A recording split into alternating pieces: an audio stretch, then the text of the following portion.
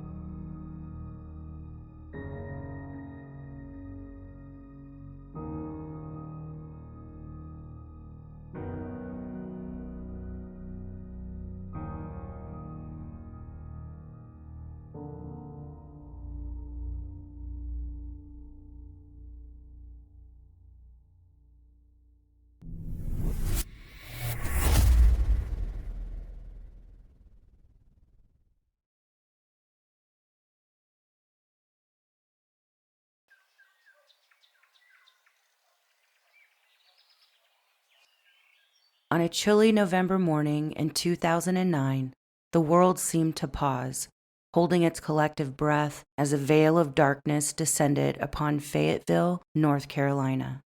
The air was thick with an unspoken tension, the kind that precedes a storm, as if the universe itself was mourning for what was to come. It was on this day that the innocence of a community was shattered, and the name Shaniya Davis would become synonymous with heartbreak and loss. The day started like any other, with people going about their daily routines, unaware that the fabric of their world was about to be torn apart. In the blink of an eye, the sinister face of evil would reveal itself, leaving an indelible mark on the hearts and minds of everyone who heard her story. As the details of that fateful day began to unfold, a collective grief took hold, gripping the nation in a way that few events ever do. It was a day that would forever alter the way we look at our neighbors, our communities, and the vulnerable among us. In those moments, as the news spread, the world seemed to grow a little colder, a little darker. The innocence that Shaniya Davis represented was a stark contrast to the malevolence that entered her life. This case would go on to haunt the dreams of many, a chilling reminder that evil can lurk in the most unexpected places, striking when we least expect it. Shaniya Davis was a sweet, spirited little girl, full of the boundless energy and curiosity that defined childhood. Little Shaniya had a magical way of bringing joy to anyone that watched her play. She loved nothing more than slipping into her favorite princess dress and prancing around in her tiny plastic heels. With a twinkle in her eye and a radiant smile, she would twirl and giggle, transforming the living room into her own enchanted kingdom. One moment she'd be twirling around in her favorite princess dresses. The next, she'd trade in her tiara for a helmet, zooming around on her scooter or shooting some hoops with her brother. Shaniya also enjoyed drawing and coloring, her favorite colors being pink and yellow. She would fill pages with vibrant hues and imaginative scenes. She was just beginning her school journey as a kindergartner and proved to be an enthusiastic learner. She took delight in story time and was captivated by tales of adventure and magic. Her teachers at Morganton Elementary School often remarked on her eagerness to participate and her ability to inspire her classmates with her enthusiasm. She also loved singing and had wanted to join the children's choir at the local church they attended. Shaniya Davis was a bright light, extinguished far too soon. Her memory, a painful reminder that our society fails to protect its most precious souls. We cannot let her tragic story fade into the shadows of obscurity. Instead, we must raise our voices to ensure that her legacy ignites a fire for change. Shaniya's life, though brief, calls out to our collective conscience, urging us to build a society where children are cherished and safeguarded. By remembering Shaniya and advocating for stronger protections and preventative measures, we become the guardians she never had, transforming our grief and outrage into a powerful force for justice and compassion. Shaniya's father, Bradley Lockhart, met her mother Antoinette at a party, having a brief relationship with her, only learning of her pregnancy shortly before Shaniya's birth. Shaniya spent her first 2 years living with her mother, with Bradley picking up his daughter every weekend for visits. When Shaniya was about 3, she went to live with Bradley and his other children after he purchased a fairly large home in Fayetteville, Georgia. Antoinette still saw her daughter often, but Bradley's sister Carrie played a huge role in Shaniya's young life, becoming like a second mother to her and contributed to providing a stable environment for little Shaniya in her new home with her father. Antoinette battled addiction that deeply affected every aspect of her life. Consumed by her own struggles, she often found it difficult to provide the care and attention her children desperately needed. Her dependency on substances overshadowed her responsibilities as a mother, leading to frequent neglect and a chaotic household environment. The demons she wrestled with rendered her incapable of offering the stability and nurturing presence essential for her children's well-being. Despite any moments of clarity and attempts at redemption, the grip of addiction perpetually undermined her ability to be the mother her children deserved. However, in September of 2009, Bradley allowed Shaniya to go live with her mother once again. It was an informal agreement and supposed to be temporary. The decision to entrust Shaniya to her mother was made with hope and optimism. Bradley believed that Shaniya's mother, despite her troubled past, was in a better place. She had just gotten a job and was thought to be giving every effort to turn her life around. Bradley was willing to allow her to cultivate a better relationship with her daughter. Shaniya's Aunt Carrie had serious concerns about this arrangement and was completely against Bradley's decision, fearing Shaniya would be in danger living with her mother. Unfortunately, Carrie's concerns proved correct, as this turned out to be a grave mistake with dire consequences.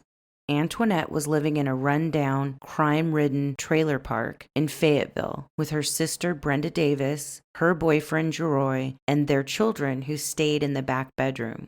Antoinette would stay in the front room with Shaniya's 7-year-old brother Carl, and now Shaniya would be joining them. This was not an ideal living situation right out of the gate. The trailer was too small to safely house the number of people living in it. I feel so bad for these kids. They had no space and little privacy. Little Shaniya had no idea her life was about to take a dark turn. How could she at 5 years old, innocently trusting her mother to keep her safe? Antoinette was involved in a lifestyle that was detrimental and dangerous. It became evident to many that Shaniya was not in a safe environment with her mother. She was subjected to neglect and trauma due to her mother's use of illegal substances and the lifestyle she led to maintain her addiction. There were glaring red flags pointing to problems in Shaniya's home life, noticed by her school, but school officials neglected to report their concerns right away. And by the time a report was filed, the Department of Social Services was so backlogged, nothing was investigated. There was also a drug raid on their trailer, and law enforcement never notified DSS children were living there. Each heart-wrenching misstep, from the systemic neglect by Child Protective Services, law enforcement, and school officials, carved out a perilous path that led Shaniya straight into the clutches of evil. With every oversight and lapse in judgment, Shaniya was stripped of her safety and innocence, ultimately serving her up to the unspeakable horrors that claimed her life. Although school officials failed to timely report their concerns for Shaniya, they were noticing red flags, which begs the question, where was Shaniya's father, Bradley? Did he not notice things were bad at Antoinette's and getting worse? He stated he was keeping contact with Shaniya with daily phone calls, but was he physically checking on her? Why was he okay with her living in a run-down, overcrowded trailer? He knew Antoinette had a treacherous past. I would think he would be keeping a close eye on the situation, but I couldn't find any information as to whether he was monitoring his daughter's living conditions, which breaks my heart because he is the one who could have saved her before it was too late. He knows this and admits it, and now has to live with the regret of his decision. All of these failures by the adults in Shaniya's life led to one moment. Shaniya's world would be eviscerated. She would feel the cold sting of betrayal from the person she should have trusted most. That betrayal would shatter the way many of us see the world, serving as a heartbreaking reminder that trust and innocence can be devastatingly violated by those closest to us.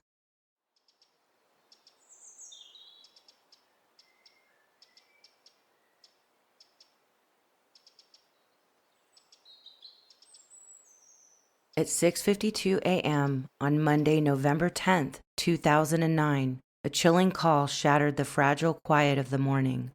A 911 call came in from Antoinette, her voice laced with a desperate urgency, reporting her daughter was missing.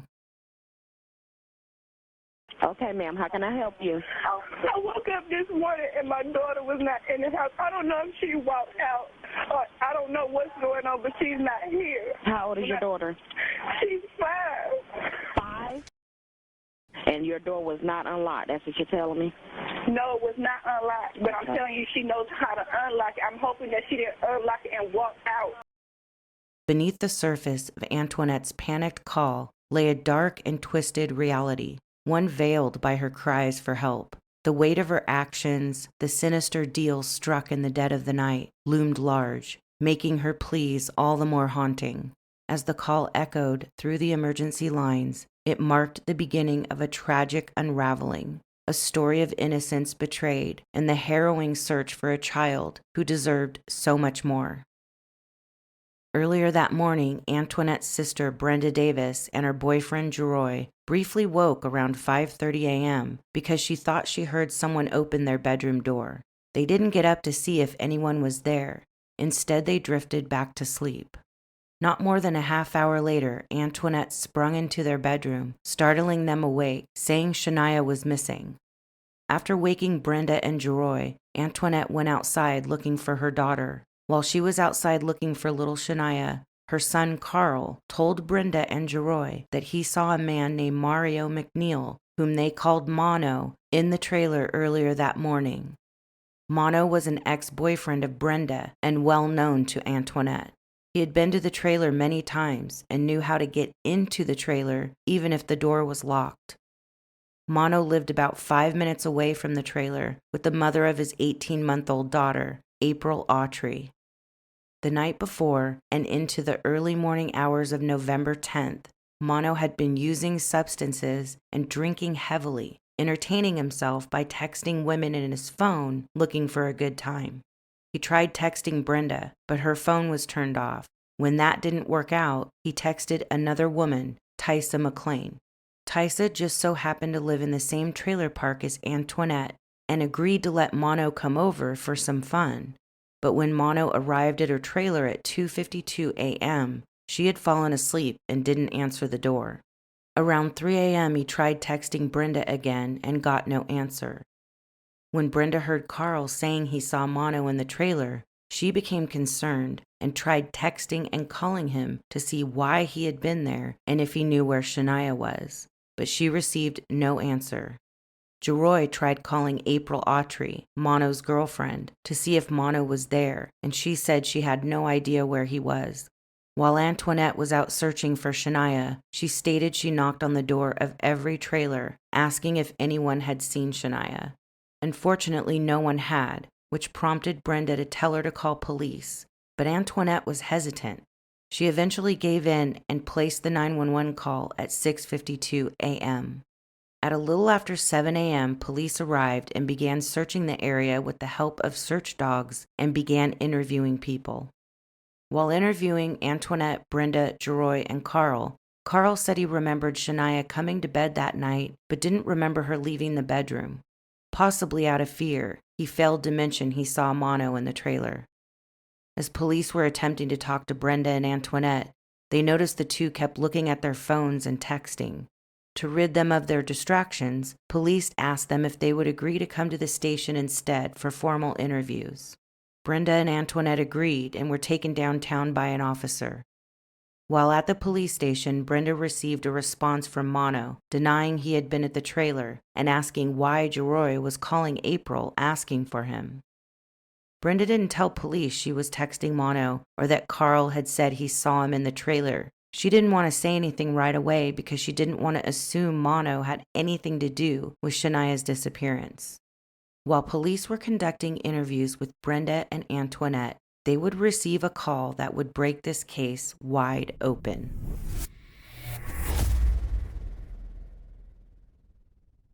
The caller was a clerk at the Comfort Inn & Suites Hotel, about an hour away in Sanford, North Carolina. The clerk saw the Amber Alert police had issued for Shaniya and wanted to pass on some information about a guest that checked in with a child that looked very similar to the description provided in the Amber Alert. After interviewing hotel staff and reviewing surveillance footage from the hotel, police were able to confirm Mono had been there with Shaniya. Security footage shows Mono arriving at the front desk alone shortly after 6 a.m. He checked in using his real name, Mario McNeil, and told the desk clerk he was traveling with his daughter to take her to her mother, who lived in Virginia. After checking in, Mono went back to the parking lot and would return several minutes later carrying Shaniya. She was wrapped up in a blue blanket and had no shoes. He took the elevator and got off on the second floor, headed to his room, where he was seen by another guest in the hallway. Shortly after, he was seen by hotel staff in the breakfast room, gathering food and juice. He didn't eat there. He took the food with him and got back into the elevator, presumably taking the food back to his room. At approximately 7:30 a.m., hotel security cameras show Mono leaving his room, headed towards the elevator, holding Shaniya. He took the elevator to the main floor, exiting the side door. A hotel maintenance worker observed Mono carrying Shaniya. Noticing Mono had her over his shoulder and covered with a blanket, looking like she was asleep. Something about the way Mono was carrying Shaniya struck him as odd, so as he was working, he continued to observe him. He noticed Mono put Shaniya in the right rear passenger seat of his car and then got into the driver's seat and smoked a cigarette. He then drove to the entrance of the hotel, parked the car, and walked up alone to the front desk, checking out of the hotel. He stated to the clerk that he had to get back on the road to get his daughter to Virginia. Mono's stay at the hotel was less than 2 hours, which set off alarm bells to hotel staff as well. Security cameras show him driving out of the hotel parking lot at 7:40 a.m. Back at the police station, Brenda, probably realizing Mono may be involved, began cooperating with police and finally admitted to being told by Carl he had seen Mono in the trailer earlier that morning. Police were certain they had Shaniya's abductor in their sights and pulled out all of the stops to find him. They traced his location via cell phone pings, showing Mono in an area off Highway 87. They quickly mobilized a search team, focusing on an area between Spring Lake and Sanford. While the search off Highway 87 was in full swing, officers found Mono's car backed into a space at an apartment complex down the street from the residence he shared with April Autry. They also located Mono and brought him in for questioning. Law enforcement must have experienced a mix of emotions upon discovering Mono and his vehicle, but not finding Shaniya. The sense of urgency and hope likely intensified as they faced the stark reality that a crucial piece of the puzzle was still missing. The frustration of being so close, yet so far from rescuing Shaniya, weighed heavily on their minds, fueling their determination to leave no stone unturned in their search for her. Balancing their professional duty with the emotional toll of the situation was difficult, and they had an overwhelming sense of responsibility to bring her home safely. Today we learned police have a new clue, a blanket they believe was the little girl's found in a garbage can. Dan Bowens is live in Fayetteville. Dan? David, all this rain certainly hasn't helped this investigation. An Amber Alert is still in effect for Shaniya Davis. The girl was reported missing early yesterday morning. Finding her has become a top priority for the Fayetteville Police Department. In fact, we just saw another round of crime scene investigators come into the mobile home park here at the Sleepy Hollow Mobile Home Park. As you mentioned, we do know that police did discover what could be a critical piece of evidence in a neighbor's garbage can. Yellow police tape now surrounds the mobile home where Shaniya Davis was last seen. The girl's mother said she put Shaniya on the couch at about 5:30 Tuesday morning. When she went to check on her daughter about an hour later, the girl was missing. Andrea Moore, a neighbor, heard someone outside her house about 2 hours earlier around 3 o'clock. Like somebody was beaten like that because like I said. When the banging on her wall stopped, Moore says she went to sleep. When she woke up, police were at the door. And they told me that they were taping off my trash can because they found a blanket in it. She thinks whoever banged on the wall put the blanket in her trash. Every time I think about it, it upsets me. I'm sorry. Because police told her the blanket belongs to the missing girl. Well, from what I was told, that there was feces spread all over that porch and rail over at the little girl's house, and this blanket was covered in feces. It is unclear how the feces got on the blanket. Davis's family has not returned to the home because it was deemed a health hazard due to extensive sewage leaks. Moore also says police told her they're looking at surveillance video of anyone who left the mobile home park around 3 that morning. It's just shocking that she's even gone. Police don't believe Shaniya just wandered off. They say the circumstances of her disappearance are questionable. Neighbors here feel the same way. A lot of people has been really wondering, where is she? Like, who took her? How could she just up and disappear like that? Well, I hope that she's found alive. That's what I hope for. I don't know what to think about this. It's just so strange to me, just from what I've heard and how the situation happened. It just doesn't add up to me. So where has the mother been through all of this? As you heard, she hasn't been back here to the Sleepy Hollow Mobile Home Park. We know yesterday she met with police for much of the day. Today we know she was scheduled to answer questions again with the Fayetteville Police Department. Obviously, if anyone has seen this little girl, they're urged to contact authorities. David? During his interrogation, Mono admitted to driving around in the trailer park just after midnight, but denied going to Brenda's trailer. He denied ever seeing Shaniya or knowing who she was. He also denied having Shaniya in his car and checking into the Comfort Suites in Sanford. When the police presented Mono with hotel security footage, clearly showing him at the front desk, he brazenly denied it, claiming someone must have stolen his ID. However, as the detectives continued to pressure Mono with relentless questioning and mounting evidence, the cracks in his facade began to show. Under the intensifying pressure, he finally broke down and confessed to being at the hotel with Shaniya. He claimed he had received a text from Brenda's phone, urgently instructing him to pick up Shaniya from the porch. Once he had her, he took her to a hotel, only to be contacted by an unknown caller who directed him to deliver Shaniya to a dry cleaning establishment. Following these mysterious instructions, he dropped her off at the dry cleaners and awaited a chilling call that would order him to kill Shaniya. However, the police quickly unraveled his tangled web of lies. They discovered that no text or call had been sent from Brenda's phone, and there was no record of any unknown number contacting him. Despite his fabricated story, Mono couldn't escape the fact that he admitted to taking Shaniya to the hotel. This key admission allowed the authorities to arrest him for her kidnapping. Police were also becoming suspicious of Antoinette. Not only was she not cooperating, what little information she did provide was not lining up. She initially accused her boyfriend, Clarence, of kidnapping Shaniya, which actually led to him being arrested, but he was quickly released when the security footage from the hotel proved Mono was Shaniya's abductor. After countless hours in the interrogation room, Antoinette Davis could no longer withstand the relentless pressure.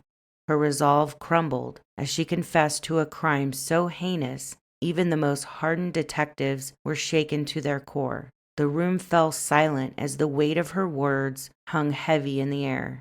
Antoinette slowly lifted the veil on a dark secret that would soon haunt the entire world and absolutely sicken anyone who would hear the horror that befell little Shaniya. Police knew they had broken through the facade of Antoinette's motherly concern for her daughter as she vomits the vileness of her actions. She admits to giving Shaniya to Mono to cover a $200 debt she owed him, saying they were only supposed to have sex. Antoinette was immediately arrested and charged with human trafficking. Shockingly, the following February, she would be released on $51,000 bail. Law enforcement was still desperately searching for Shaniya in the area off Highway 87, day after grueling day going by with no sign of little Shaniya. But all of that changed 6 days after she went missing.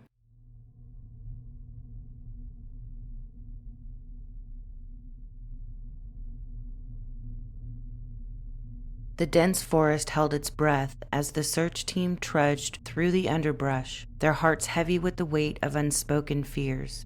The sun was beginning to set, casting long shadows that seemed to mourn the innocence lost.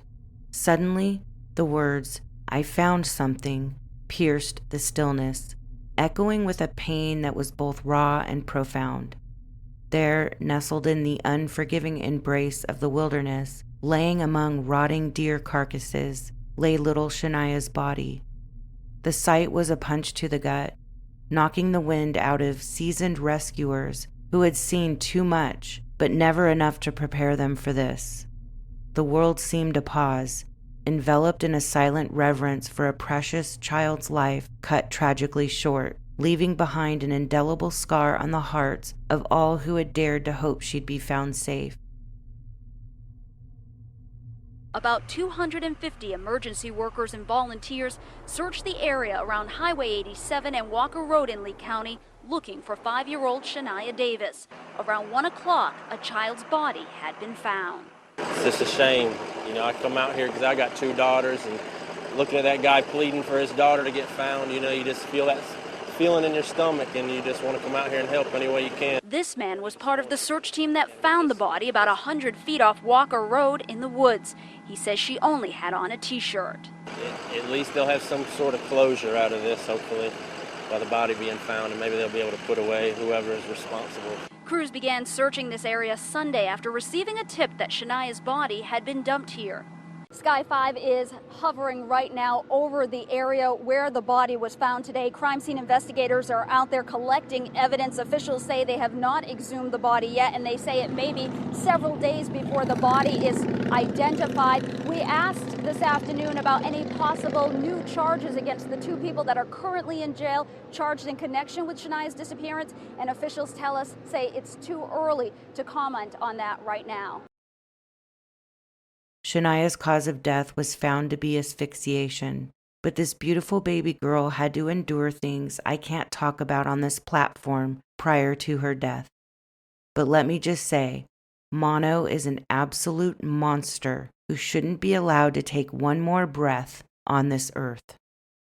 If you would like an uncensored recounting of Shaniya's case, please head over to my Patreon, where my husband and I will be breaking down this case and talking about details I'm unable to share here on YouTube. 3 days later, on November 13th, 2009, Mono was officially charged with first-degree homicide.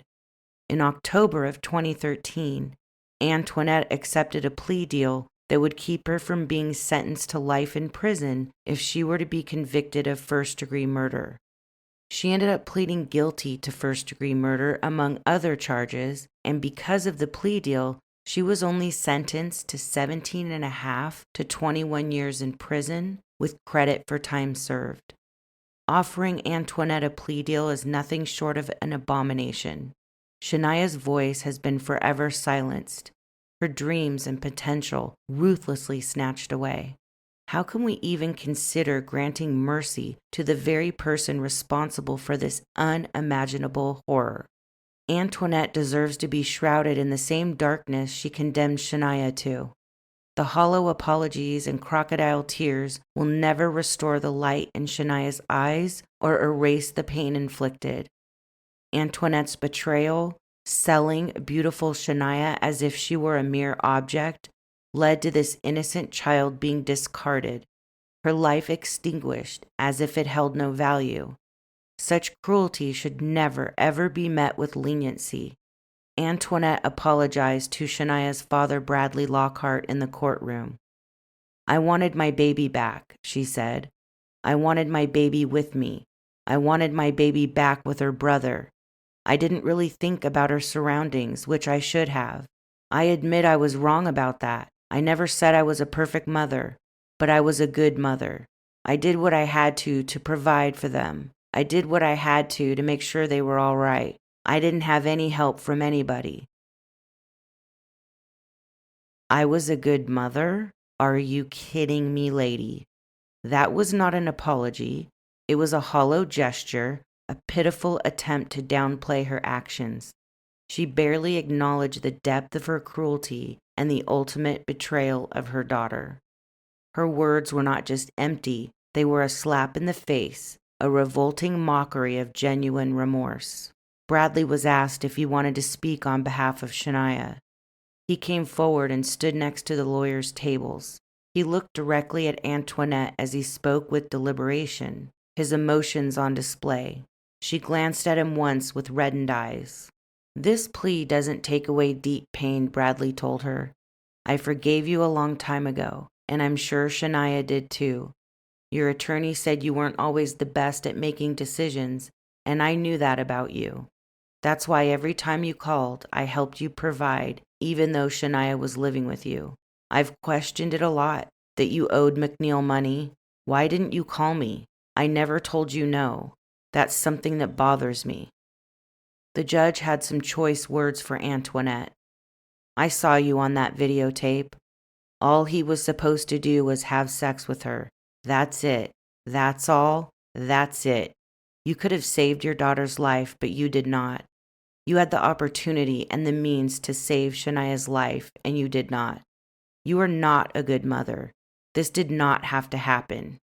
Take her away, please." As for Mono, he was tried in the spring of 2013 and convicted of first-degree murder. The jury sentenced him to death. Now that's an outcome I can stand behind. He, of course, appealed his conviction, and in 2018, the Georgia Supreme Court upheld his conviction and the death sentence. Beautiful little Shaniya was failed by every adult in her life who had the power and responsibility to shield her from harm. The failures didn't stop there. The institutions designed to safeguard our children, her school, Child Protective Services, all fell devastatingly short. The signs of neglect and harm were not just missed, they were ignored. These systemic failings reflect a deeper flaw in our society, where the cracks are wide enough for innocent lives to slip through. These are not just bureaucratic errors, they are moral failings that demand accountability. Those responsible for these lapses must face the consequences, for it is only through accountability that we can hope to prevent such tragedies in the future. We must be the voice for victims like Shaniya. We must echo their silent cries for justice and demand change in our country's archaic laws that offer scant protection against the monsters that lurk in our communities. Laws that once served us must evolve to confront the grim realities of today. Let Shaniya's story be a catalyst for change. Let it ignite a fire within us to fight for stronger, more effective protections for our children.